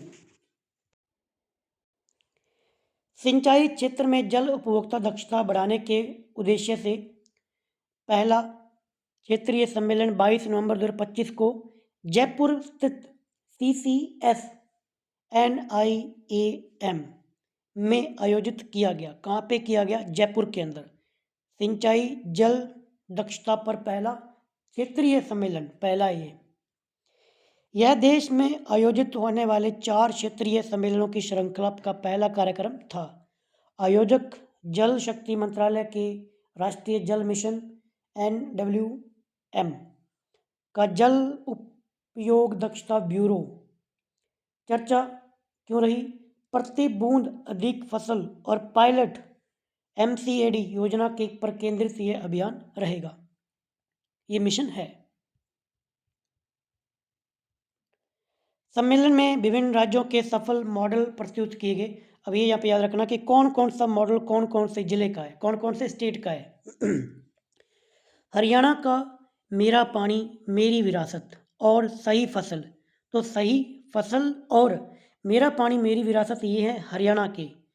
हिमस्कूप है, हिमस्तूप ये लेह का है और स्काडा प्रणाली कर्नाटका की है। राजस्थान का सूक्ष्म सिंचाई विस्तार। ये 4 हैं, चारों के नाम याद रखना कि कौन कौन सा मिशन कौन कौन से स्टेट का है। विशेष तथ्य, भारत में लगभग 80 से लेकर 85% मीठे पानी का उपयोग कृषि कार्यों के लिए किया जाता है। उदयपुर को मिला वेस्ट वेडिंग डेस्टिनेशन उदयपुर को पहले एक और अवार्ड की हम बात ऊपर कर चुके हैं, यहाँ पर फिर से आया।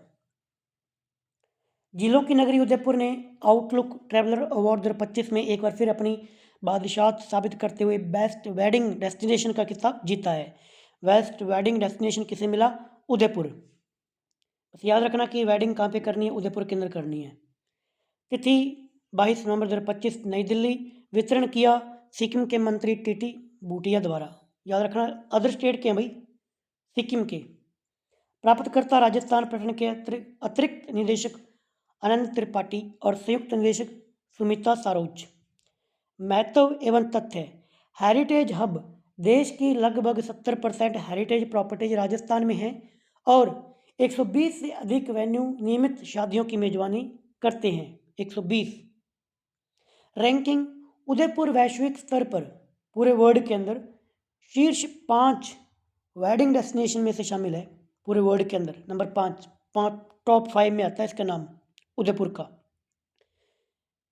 वीवीआईपी विजिट हाल ही में 21, 22 और 23 नवंबर 2025 को अमेरिका के राष्ट्रपति के पुत्र डोनाल्ड ट्रंप जूनियर, जो कि ये उद्योगपति हैं अपने इधर के, राम राजू मटेना की पुत्री की शादी में शामिल होने उदयपुर आए थे। द लीला पैलेस में आए थे। कहाँ के? अमेरिका के। डोनाल्ड ट्रंप के बेटे डोनाल्ड ट्रंप जूनियर। देश में पहली बार आयोजित हुई वेदांता टूर दी थार अंतर्राष्ट्रीय साइकिलिंग रेस। देश में पहली बार 20 किलोमीटर लंबी वेदांता टूर दी थार अंतर्राष्ट्रीय साइकिलिंग रेस का आयोजन 23 नवंबर 2025 को बीकानेर में किया गया। कहाँ पे किया गया? बीकानेर के अंदर। इसका आयोजन सांसद खेल महोत्सव 2025 के तहत हुआ। स्थान और शुभारंभ। रूट इसका नारंगदेसर से लेकर देसलसर अमृतसर जामनगर भारतमाला एक्सप्रेसवे, ये जो भारतमाला एक्सप्रेस वे है ना, उस पर इसका रूट रखा गया था। शुभारंभ किया केंद्रीय कानून मंत्री अर्जुन लाल मेघवाल ने हरी झंडी दिखाकर इसका शुभारंभ किया।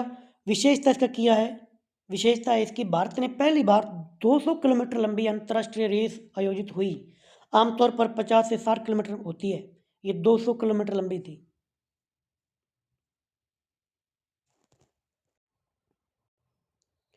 आयोजक इसके थे युवा मामले और खेल मंत्रालय के fit India, Vedanta, cycling federation of India, SBI, Neyveli India, Haldiram group इत्यादि ने संयुक्त तत्वाधान से इसका आयोजन किया गया। प्रतिभागी साइकिलिंग रेस में फ्रांस, स्विट्जरलैंड, सिंगापुर समेत देश के विभिन्न राज्यों के 16 से 69 वर्ष आयु के राष्ट्रीय और अंतर्राष्ट्रीय साइकिलिस्टों ने इसमें हिस्सा लिया। प्रमुख विजेता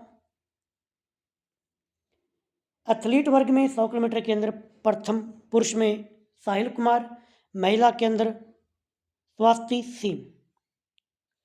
एमच्योर वर्ग 200 किलोमीटर के अंदर पुरुष विजेता में अनूप कुमार बीकानेर के और महिला के अंदर अर्पिता केतन पंडिया। एमच्योर वर्ग 100 किलोमीटर के अंदर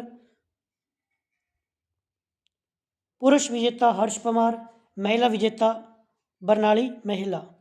अन्य फैक्ट कौन कौन से हैं? कुल पुरस्कार राशि थी 27 लाख। यह रेस अब प्रतिवर्ष इसी स्थान पर आयोजित होगी और बीकानेर में साइकिलिंग इंफ्रास्ट्रक्चर विकसित किया जाएगा। साइकिलिंग इंफ्रास्ट्रक्चर कहाँ पे विकसित किया जाएगा? बीकानेर में। अरुंधति चौधरी ने वर्ल्ड बॉक्सिंग कप 2025 में जीता स्वर्ण पदक। कोटा की बेटी और भारतीय सेना में हवलदार अरुंधति चौधरी ने ग्रेटर नोएडा में आयोजित वर्ल्ड बॉक्सिंग कप 2025 के फाइनल में गोल्ड मेडल जीता। खिताब क्या है? मुकाबला, खिताबी मुकाबला किसके बीच क्या था? वर्ग 70 किलोमीटर का भार वर्ग। परिणाम क्या निकला? 5-0 से हराया। किसको हराया? उज्बेकिस्तान की अजीजा जोकिरोवा को। प्रतिनिधित्व service sports control board army की ओर से इसका प्रतिनिधित्व किया गया। अरुंधति की उपलब्धियां और कौन कौन सी हैं? रिकॉर्ड, यह उनके अंतर्राष्ट्रीय कैरियर का 8वां पदक है और सीनियर वर्ग में उनका पहला अंतर्राष्ट्रीय स्वर्ण है। पूर्व सफलता 2021 में पोलैंड यूथ वर्ल्ड चैंपियनशिप में स्वर्ण और 2017, 18, 19 में खेलो इंडिया में गोल्ड मेडलिस्ट ये रह चुकी हैं अरुंधति चौधरी। प्रतियोगिता विवरण। फाइनल चरण 15 से लेकर 20 नवंबर 2025 को शहीद Vijay Singh Pathik sports complex great Noida के अंदर हुआ। पूर्व चरण पहले ब्राज़ील में हुआ था, ब्राज़ील के अंदर हुआ था मार्च अप्रैल में, और फिर कजाकिस्तान जून जुलाई में आयोजित हुए थे। नेक्स्ट पॉइंट है राज्य स्तरीय पुलिस सम्मेलन 2025। देश में होने वाली वार्षिक डीजीआईजी कॉन्फ्रेंस के तर्ज पर यह सम्मेलन 21 नवंबर 2025 को राजस्थान पुलिस अकादमी जयपुर में, कहाँ पे, जयपुर के अंदर, पुलिस महानिदेशक राजीव कुमार शर्मा जी की अध्यक्षता में आयोजित किया गया। विषय उत्कृष्टता के साथ पुलिसिंग आगे की राह, ये इसका विषय था, policing with excellence way forward. ये खास तौर से याद रखना, उत्कृष्टता के साथ पुलिसिंग आगे की राह। प्रारूप इसका हाइब्रिड मोड, ऑफलाइन और ऑनलाइन। प्रमुख चर्चा स्तर 70 नए आपराधिक कानून 2023 के प्रावधान किए गए, आर्टिफिशियल इंटेलिजेंस एआई और साइबर अपराध, महिला, बच्चों और कमजोर वर्गों के विरुद्ध अपराध नियंत्रण। पृष्ठभूमि इस सम्मेलन की, यह आयोजन पुलिस महानिरीक्षक सम्मेलन 24 की अनुशंसा संख्या 71 के अनुपालन में किया गया। कौन सा अनुशंसा की संख्या क्या थी? 71 2024 वाले की। नेशनल पैरा तैराकी चैंपियनशिप में राजस्थान ने हासिल किया तीसरा स्थान। नेशनल पैरा तैराकी में तीसरा, याद रखना, तैराकी में तीसरा स्थान राजस्थान का। 25वीं नेशनल पैरा तैराकी चैंपियनशिप जो कि हैदराबाद के गोचिबोबल्ली,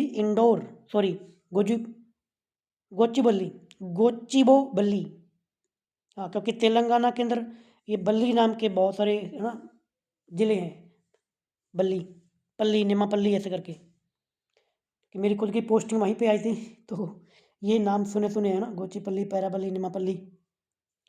इंडोर स्विमिंग स्टेडियम में 15 से 18 नवंबर 2025 को पैरालंपिक कमेटी ऑफ इंडिया द्वारा आयोजित की गई।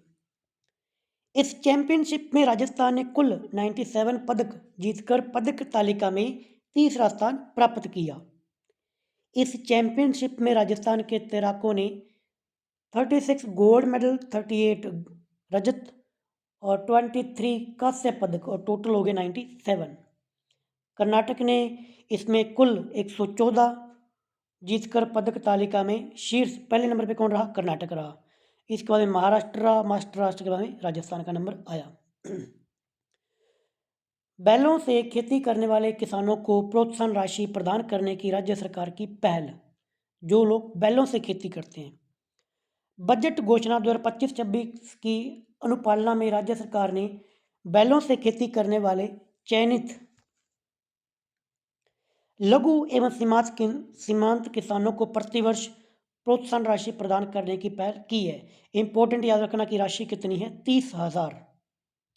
राज्य सरकार ने बैलों से खेती करने वाले किसानों को प्रोत्साहन राशि के साथ ही गोबर गैस प्लांट लगाने पर सब्सिडी भी प्रदान की है। राशि याद रखना 30,000। जब भी किसी बैल को देखो तो 30,000 दिमाग में आने चाहिए। उद्देश्य क्या है इस योजना का?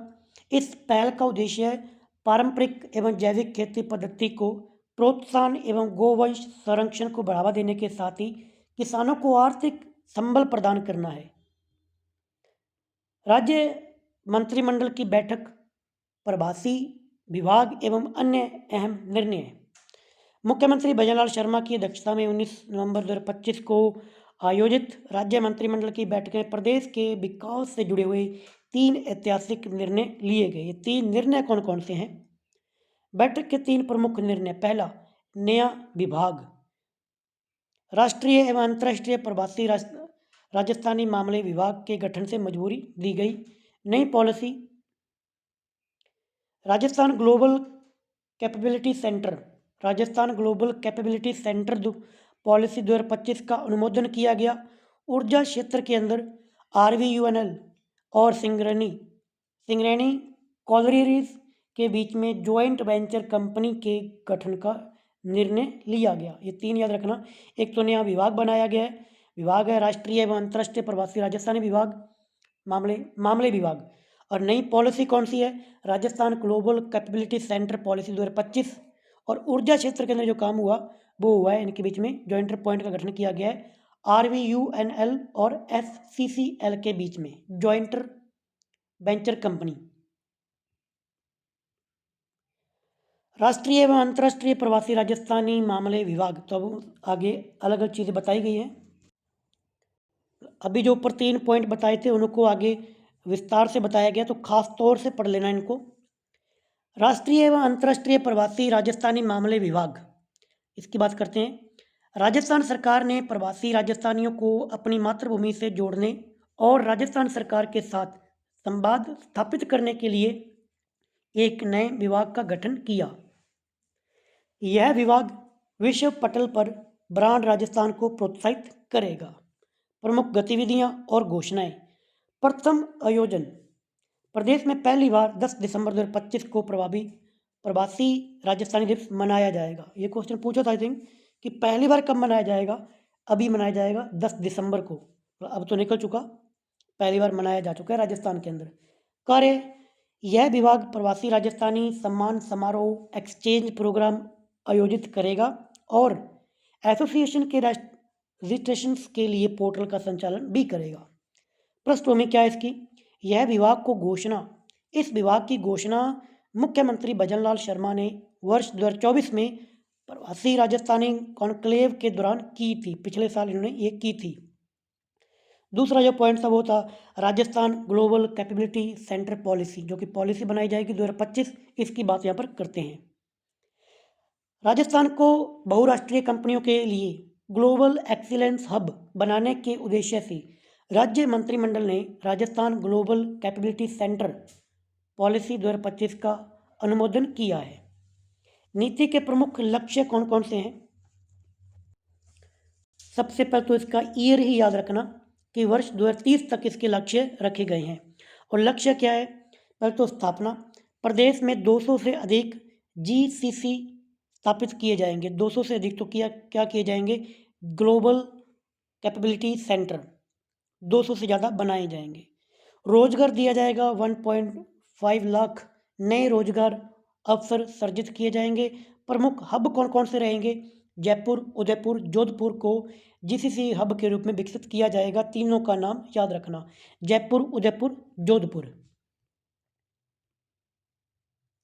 देश के 100 अरब डॉलर के GCC बाजार में महत्वपूर्ण योगदान देना। प्रमुख प्रावधान एवं प्रोत्साहन इंसेंटिव्स कौन कौन से किए जाएंगे इस पॉलिसी के तहत? इस पॉलिसी के तहत रिप्स 2024 के प्रावधानों का लाभ दिया जाएगा। पूंजी निवेश सब्सिडी, परियोजना लागत 30%, यहाँ पर अधिकतम 10 करोड़। जो पूंजी निवेश सब्सिडी है ना, वो रहेगी 30%, यहाँ पर अधिकतम 10 करोड़। पेरोल सब्सिडी, कर्मचारियों के वेतन पर 30%, अधिकतम 1.25 लाख प्रति कर्मचारी प्रति वर्ष, पहले 3 वर्षों तक। ये खास तौर से डाटा को याद ही कर लो, यहाँ से क्वेश्चंस बनते रहते हैं। पिछली बार भी ऐसे क्वेश्चन था RPC के अंदर, वो कुछ रुपए को लेकर था भी, कितने पर कौन सा क्या दिया जाएगा, पॉलिसी थी कुछ, याद रखना कि। फिर लैंड कॉस्ट, भूमि लागत 50%, अधिकतम 1 करोड़ तक प्रतिपूर्ति। अन्य रेंटल असिस्टेंट, अधिकतम 5 करोड़ प्रति वर्ष, और कौशल प्रशिक्षण 50% लागत। अब तीसरा जो पॉइंट था RVUNL और SCCL के मध्य जॉइंट वेंचर कंपनी, इसकी बात करते हैं। राज्य मंत्रिमंडल ने राजस्थान राज्य विद्युत उत्पादन निगम लिमिटेड और Singrauli Coleridge company limited SCCL के बीच में संयुक्त उपक्रम जॉइंट वेंचर के गठन की मंजूरी दी है। किन किन के बीच में? ये याद रखना, RVUNL और SCCL। हिस्सेदारी किसकी कितनी रहेगी? अनुपात इस कंपनी में RVUNL की 26% और SCCL की 74%। खास तौर से याद रखना, क्योंकि मोस्टली आता है कि भाई 20, 80, 50, 40, 50, 50, है ना, बट याद रखना कि RVUNL 26% है और SCCL 74% है। प्रस्तावित परियोजनाएं इसी के तहत में ताप विद्युत थर्मल खदान स्थल पर 800 मेगावाट का कोयला आधारित परियोजना जिसकी लागत रहेगी 9,600 करोड़।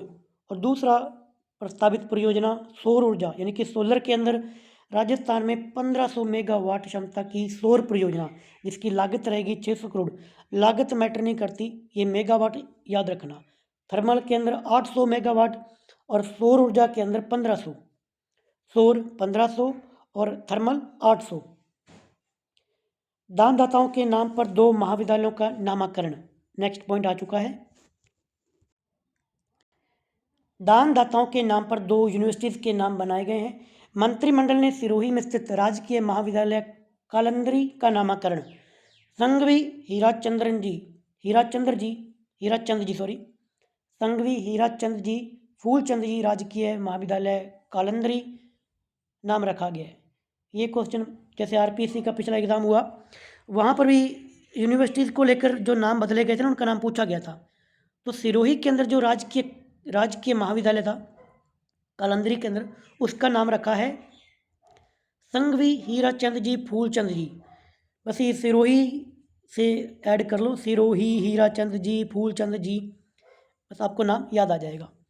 इसके साथ ही सिरोही के राजकीय महाविद्यालय सिरोही के अंदर ही जो कैलाश नगर का नामकरण रखा है मातु श्री पुरीबाई पूनामजी माली टोरसो राजकीय महाविद्यालय कैलाश नगर करने का भी अनुमोदन किया गया है। काफ़ी लंबा सा नाम है ये। कैलाश के अंदर मातुश्री पुरीबाई पूनमाजी माली टोरसो राजकीय महाविद्यालय कैलाश नगर, दोनों सिरोही के अंदर है। Global Rajasthan agri tech meet GRAM 2026 राज्य सरकार व फिक्की में MOU। राजस्थान सरकार ने global Rajasthan agri tech meet GRAM global Rajasthan aggregate meet के आयोजन के लिए समिट पार्टनर फिक्की FICCI के साथ MOU पर हस्ताक्षर किए हैं।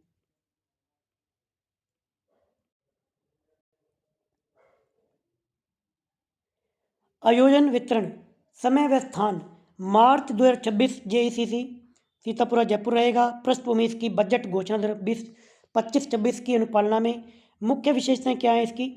भागीदारी प्रदेश भर में 50,000 से अधिक किसान भाग लेंगे। प्रचार और प्रसार निवेश व तकनीकी हस्तांतरण के लिए 3 देशों में अंतर्राष्ट्रीय और 4 शहरों में घरेलू रोड शो आयोजित होंगे। संभाग स्तरीय घूमर महोत्सव, तो एक और महोत्सव आ चुका है संभाग स्तरीय घूमर महोत्सव 2025।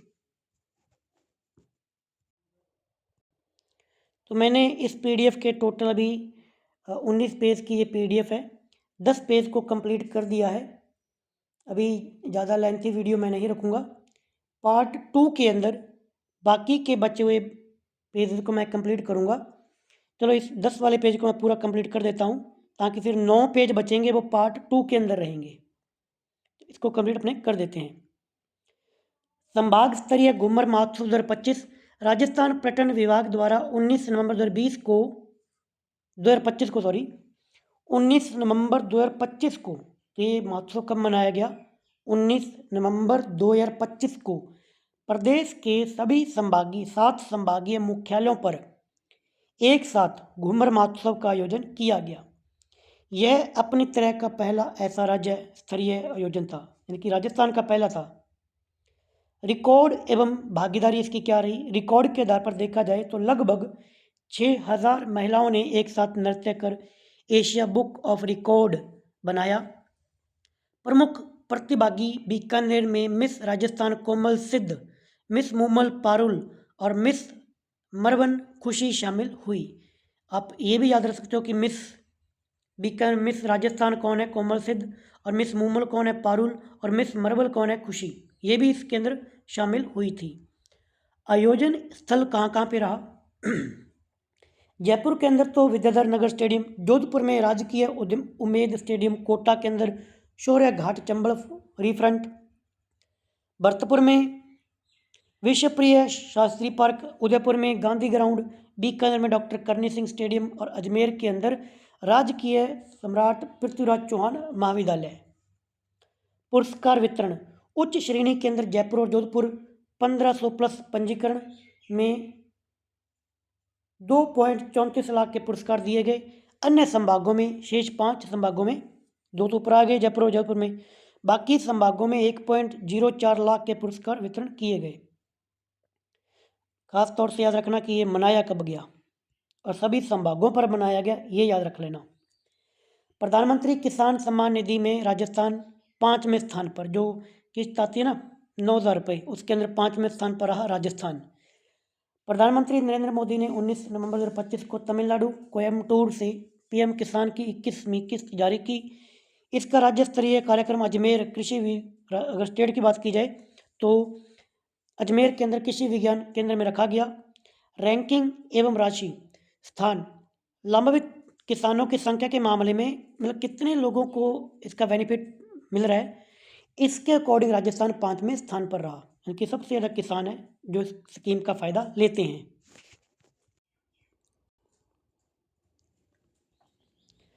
राशि 21वीं किस्त के तहत प्रदेश के किसानों के खातों में लगभग 1400 करोड़ रुपए हस्तांतरित किए गए। राज्य सरकार का अतिरिक्त योगदान इसके लिए क्या रहा, देखो इसमें मिलते हैं 6,000 रुपये, ठीक है, तो 3,000 और कौन देता है, राजस्थान सरकार देती है। टोटल कितने रुपए आते हैं, 9,000 आते हैं। और यहाँ पर एक घोषणा और की गई कि आगे से 12,000 तक बढ़ाने की योजना है। अब आगे से कितने मिलेंगे, 12,000 रुपये मिलेंगे, 6,000 सेंटर के, 6,000 राजस्थान के। 9 कलाकारों को मिलेगा राज्य कला पुरस्कार। राजस्थान ललित कला अकादमी की 66वीं वार्षिक कला प्रदर्शनी के तहत निर्णायक मंडल ने नवंबर 2025 में राज्य के 9 कलाकारों की कृतिकारियों को पुरस्कार किया है। अब ये कौन कौन से हैं देख लो। रमेश कुमार सैनी जयपुर से हैं, जयपुर की गलियां 1, 2, 3। विकास कुमार मिरोठा बूंदी के समूह सेकंड। जयंत शर्मा जयपुर से हैं, श्वेता नैनी जयपुर से हैं, मोहनलाल चौधरी, मतलब ये तो आगे इनके नाम बताए हुए हैं, कृतियाँ कौन कौन सी हैं, जैसे श्वेता नैना की जयपुर की तारा 3, मोहनलाल चौधरी बीकानेर से मत वांचो गठरिया, और मीला शर्मा जयपुर की अनुकल्प फर्स्ट, धीरज बलिहारा हनुमानगढ़ से विविंग ट्रेडिशन, करुणा वनस्थली चाइल्डहुड 3rd, और शिवपाल कुमावत सीकर के ड्यूलिजन 2nd। नाम याद रखो तो रख लेना क्योंकि बढ़िया, क्योंकि फिर आपके आर्ट एंड उधर आ जाएगा ना, जो आपकी कृतियों के अंदर भाषा के अंदर राजस्थानी भाषा में कौन कौन से वर्क लिखे गए, कौन कौन से मॉडर्न एज के अंदर वाले इंक्लूड हो जाएंगे आपके राजस्थान के अंदर। पुरस्कार की राशि, विजेता पुरस्कार कलाकार को 25,000 नगद। चयन किसने किया, निर्णायक मंडल श्रीधर अयम हरिशिव शर्मा तपन दास ने कुल प्राप्त 562 कलाकृतियों में से प्रदर्शन के लिए 113 कलाकृतियों का चयन किया। टोटल कितनी थी, 562, और सेलेक्टेड कितनी हुई, 113। चित्रकार सुशील निम्बारक को राष्ट्रीय कला रत्न सम्मान। चित्रकार हैं सुशील निम्बारक, इन्हें मिला है राष्ट्रीय कला रत्न सम्मान। उदयपुर के समकालीन चित्रकार और प्रोफेसर डॉक्टर सुशील निम्बारक को 7 से लेकर 9 नवंबर 2025 को आयोजित 19वें अंतर्राष्ट्रीय कला और क्रेयॉन्स में राष्ट्रीय कला रत्न सम्मान से सम्मानित किया गया। आयोजन वितरण, आयोजक इसके थे राजस्थान ललित कला अकादमी जो कि जयपुर में, और अतरंग वेलफेयर सोसाइटी टोंक इसके आयोजक थे। योगदान, उन्हें भारतीय संस्कृति और एब्स्ट्रैक्ट कला में निरंतर योगदान के लिए सम्मानित किया गया।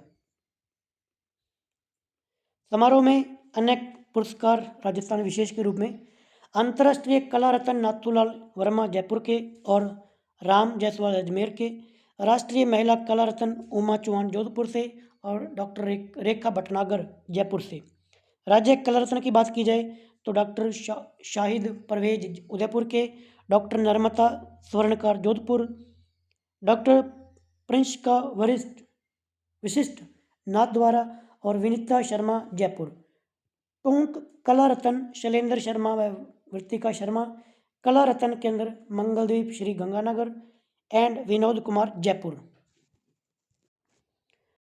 तो ठीक है, हमने अब लगभग 10 पेज कंप्लीट कर लिए। 11 नंबर पेज पर हम चल रहे हैं। आगे के जो पेज हैं 11 से लेकर 19 वो मैं पार्ट सेकंड के अंदर कंप्लीट करूँगा। अगर आपका रिस्पांस इस वीडियो पर अच्छा रहा, कमेंट बॉक्स के अंदर जितने ज़्यादा लोग ये लिखेंगे कि पार्ट सेकंड तो ही बनाऊँगा, अदरवाइज़ भाई मेरे को कोई ज़्यादा इतना वो नहीं है। ठीक है, आपके लिए मैं कर रहा हूँ। तो कई लोग पूछ रहे करंट अफेयर कहाँ से करें, तो एक ही चैनल पर आपको मिल जाएगा तो बेटर रहेगा।